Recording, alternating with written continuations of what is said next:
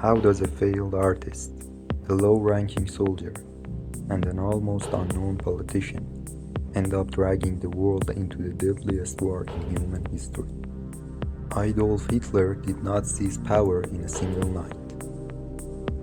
We will trace step by step how Adolf Hitler rose to power in Germany.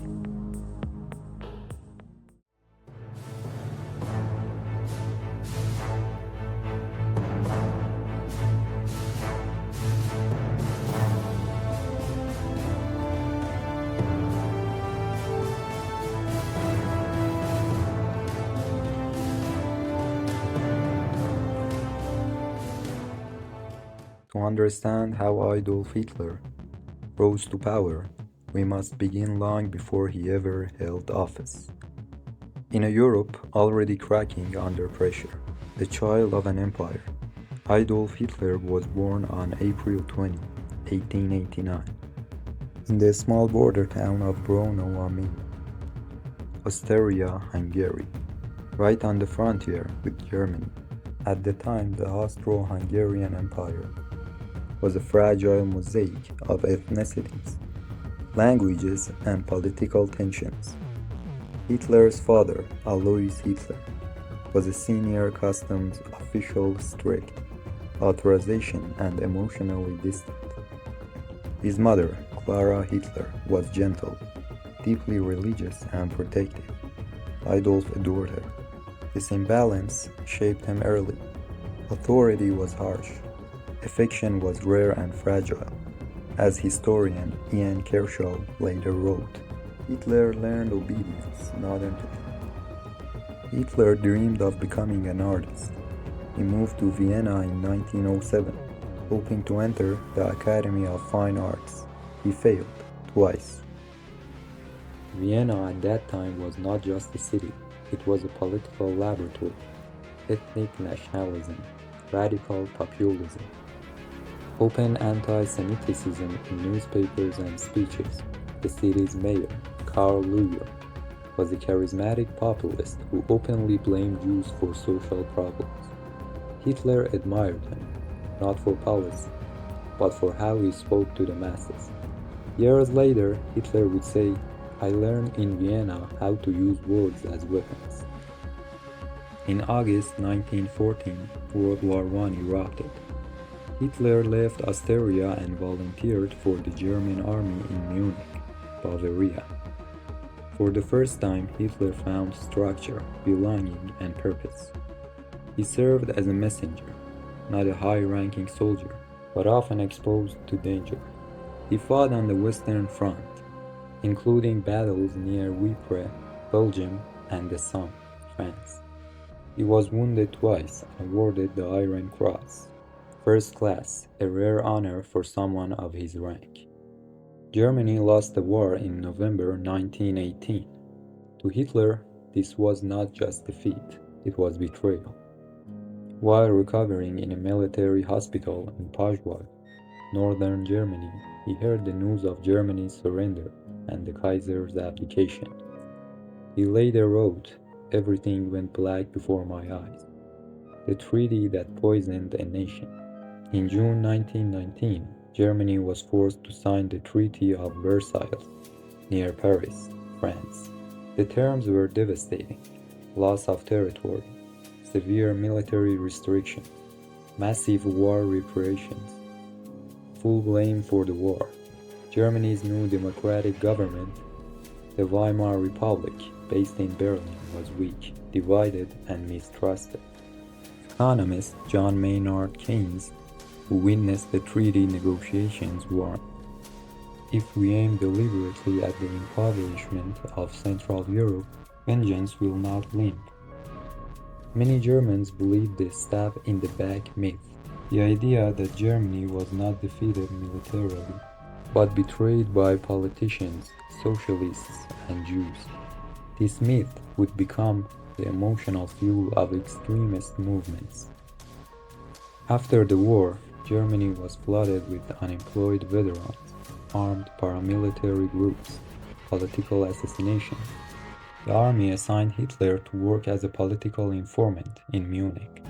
There, In September 1919, he encountered a tiny nationalist group, the German Workers' Party, led by Anton Drexler, a locksmith with radical ideas but little charisma. Hitler joined very quickly. He discovered his true talent, not strategy, not theory, but oratory. Crowds listened, then they applauded. Finally, they followed. By 1921, Hitler had taken full control of the party, now renamed the National Socialist German Workers' Party. Germany, meanwhile, was collapsing again. In 1923, hyperinflation turned savings into paper cuts. A loaf of bread in Berlin could cost billions of marks.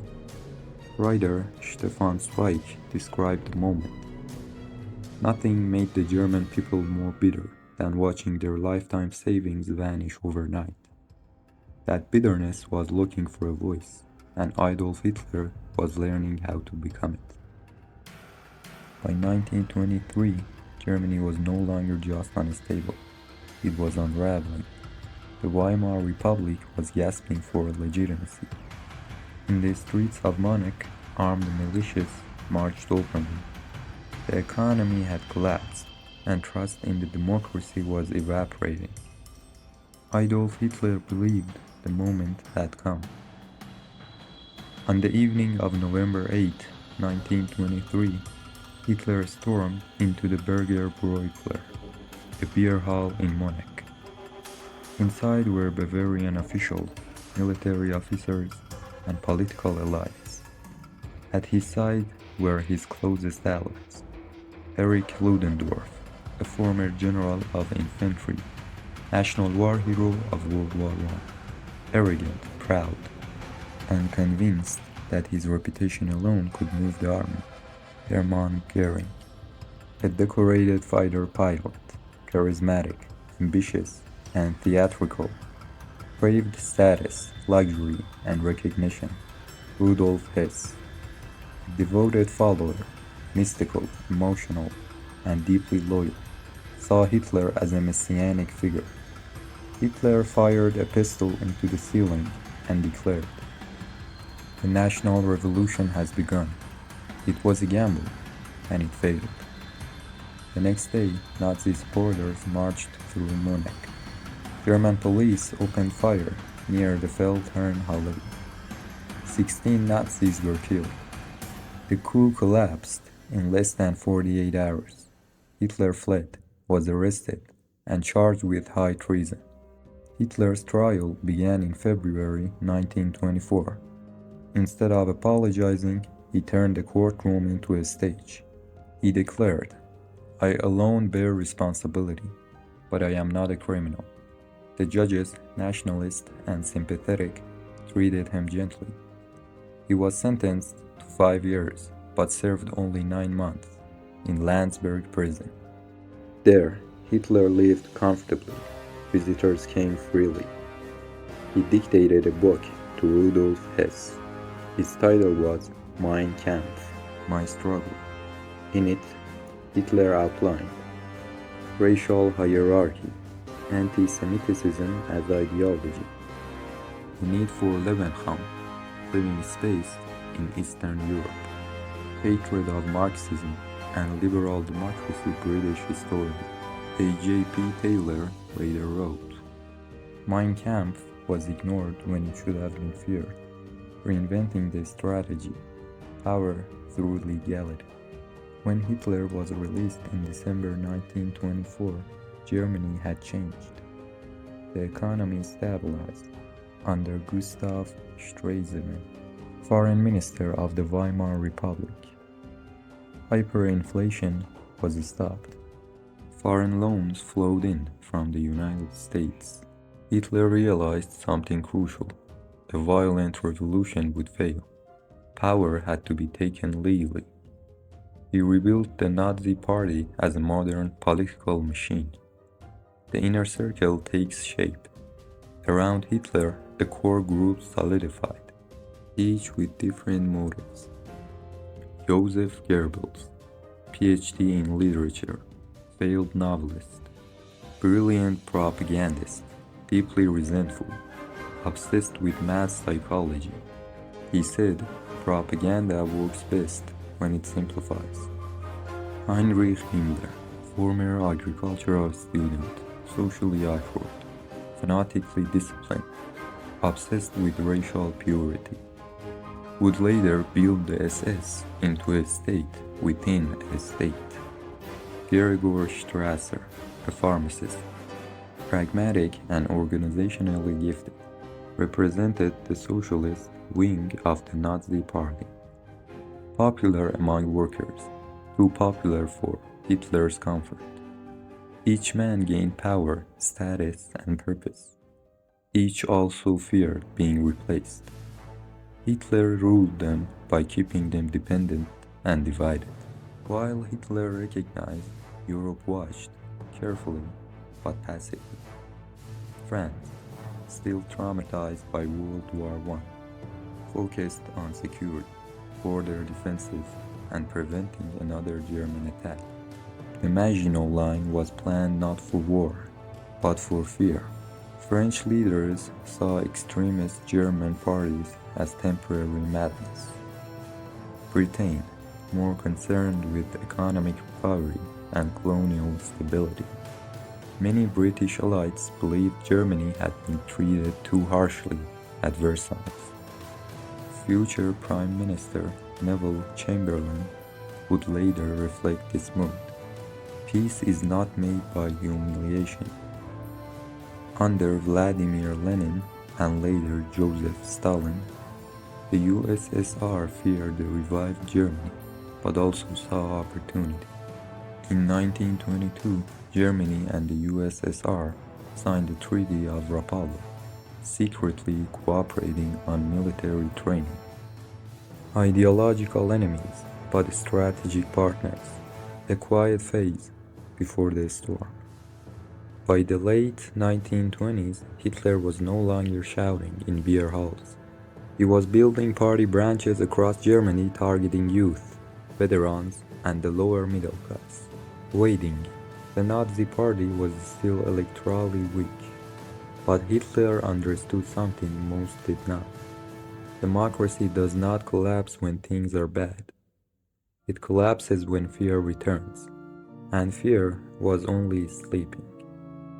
By 1930, the silence was broken. The world economy collapsed after the Wall Street crash of 1929, and Germany, deeply dependent on American loans, was hit brutally. Factories closed, 6 million Germans were unemployed, fear returned, and Adolf Hitler was ready. In Berlin, the Weimar Republic began to govern, not by parliament, but by emergency decrees. At the center of power stood an aging man, Paul von Hindenburg, President of Germany, former field marshal, monarchist, conservative, personally despised Hitler, whom he once called that Bohemian corporal. Yet Hindenburg feared chaos more than extremism. In the 1930 elections, the Nazi Party surged from fringe movement to second largest party in the Reichstag. Hitler flew across Germany, speaking in packed halls promising work, order, national revival. He did not offer details. He offered certainty. Philosopher Hannah Arendt would later write, "The ideal subject of totalitarian rule is not the convinced Nazi, but people for whom the distinction between fact and fiction no longer exists." Behind the scenes, conservative elites believed they could use Hitler. Two men were crucial. Franz von Papen, aristocratic politician, smooth, cynical, saw Hitler as a tool to destroy the left. Kurt von Schleicher, general, political strategist, tried and failed to control the crisis through compromise. Germany was paralyzed. On January 30, 1933, Hindenburg appointed Adolf Hitler Chancellor of Germany. Only 3 Nazis were in the cabinet. Von Papen famously whispered, "In 2 months, we'll have pushed Hitler so far into a corner that he will squeak." He was wrong. On February 27, 1933, the Reichstag building burned. The culprit was blamed on communists. Fear exploded. Hitler persuaded Hindenburg to sign the Reichstag fire decree, suspending civil liberties. Weeks later, the Enabling Act passed. Germany voted itself out of democracy. Opposition parties were banned. Trade unions dissolved. The press silenced. In June 1934, Hitler eliminated rivals within his own movement during the Night of the Long Knives. Among the dead was Ernst Röhm, leader of the SS, once a close ally. The army approved. The conservatives stayed silent. When Hindenburg died in August 1934, Hitler merged the offices of President and Chancellor. He became Führer. France, politically divided, haunted by World War I, relied on treaties and the Maginot Line. Britain, traumatized by war, focused on avoiding another. Many believed Hitler could be contained. Prime Minister Stanley Baldwin admitted, "The bomber will always get through." Peace felt fragile. The Soviet Union, under Joseph Stalin, feared Nazi ideology, but mistrusted the West even more. Everyone calculated, no one acted. Hitler moved step by step. 1935, reintroduced conscription. 1936, remilitarized the Rhineland. French troops could have stopped them. They did not. Hitler later confessed the 48 hours after marching into the Rhineland were the most nerve-wracking in my life. In March 1938, German troops entered Austria. The Anschluss was welcomed by cheering crowds in Vienna. No war, no resistance. Next come Czechoslovakia. At the Munich Conference in September 1938, Britain and France agreed to Hitler's demands for the Sudetenland. Prime Minister Neville Chamberlain returned to London, declaring, "Peace for our time." Hitler privately mocked the agreement. In March 1939, Hitler occupied the rest of Czechoslovakia. The illusion shattered. Europe realized appeasement had failed. Yet, one final move remained. In August 1939, Nazi Germany and the Soviet Union signed the Molotov-Ribbentrop Pact, a non-aggression agreement between sworn enemies. It shocked the world. Behind closed doors, Europe was being divided on maps. German troops mobilized. Diplomats spoke of peace. Radio broadcasts promised calm. And somewhere between speeches and silence, the countdown began. Adolf Hitler had risen to power, not by storming the gates, but by being invited inside. The institutions meant to protect democracy had surrendered themselves, one compromise at a time. What followed next would not begin with a declaration, but with a step across a border. And the world would wake up to a war it had spent years trying not to see. Hannah Arendt later said, "The sad truth is that most evil is done by people who never make up their minds to be good or evil."